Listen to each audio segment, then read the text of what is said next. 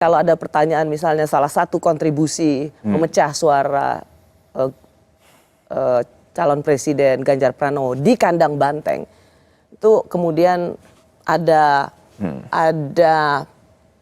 impresi atau kemudian ada nunjuk Mas Gibran kontribusi melemahkan suara Mas Ganjar di kandang Banteng. Enggak, saya nggak berusaha melemahkan atau apapun itu. Saya kan nggak pernah menyerang beliau atau menjelek-jelekan beliau. Nggak mungkin. Ya makanya. Nggak mungkin jangan ada sampai melakukan ada itu. persepsi seperti itu, enggak. Beliau pimpinan saya, senior saya.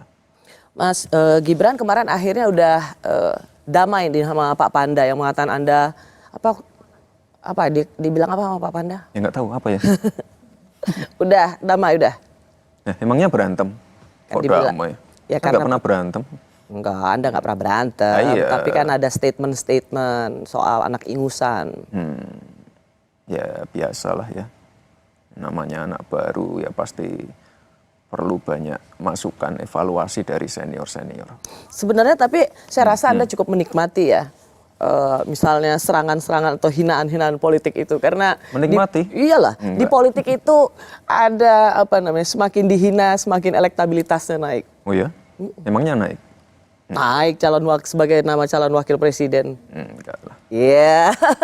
Enggak, sebelum dihina juga udah naik kok. Iya. Enggak. Enggak, intinya apa?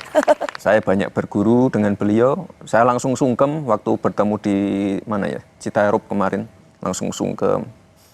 Pak Panda, mohon maaf kalau ada yang salah dari saya. Ya itulah. Beliau ngasih banyak masukan. Ngasih buku juga tebel banget. Gitu. Beliau orang baik.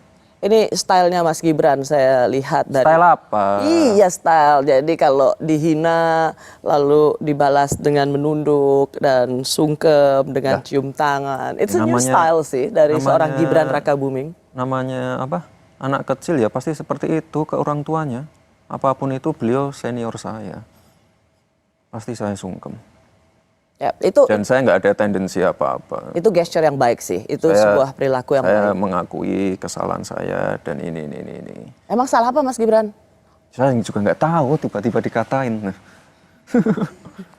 Ya tapi intinya saya terima semua masukan beliau. Ya tapi ada tapinya. Nah ini kan yang nonton anak-anak muda semua nih. Ini bukan milenial ini Gen Z semua nih. Ya saya cuma takut.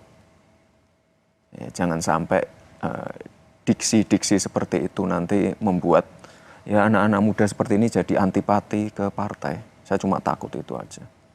Ngeles apa jujur? Mas Gibran. Tapi intinya saya respect ke beliau. Beliau senior. Ilmunya luar biasa. Mas Gibran, saya rasa ini sebuah statement yang bagus sekali loh. Bagus karena apa? Ini sebuah statement bagaimana para senior dengan seluruh hormat kita pada para senior, para politisi senior, itu juga penting untuk memilih diksi. Apalagi ketika itu tentang anak muda, jangan sampai kemudian itu membuat anak muda jadi antipati pada partai politik. Iya. Kita kan lagi gencar-gencarnya juga Mbak, biar anak-anak muda yang mungkin masih SMA, pertama kalinya nyoblos besok tahun depan, jangan sampai apatis, jangan sampai golput, itu aja. Ya ini kan pasar saya semua ini.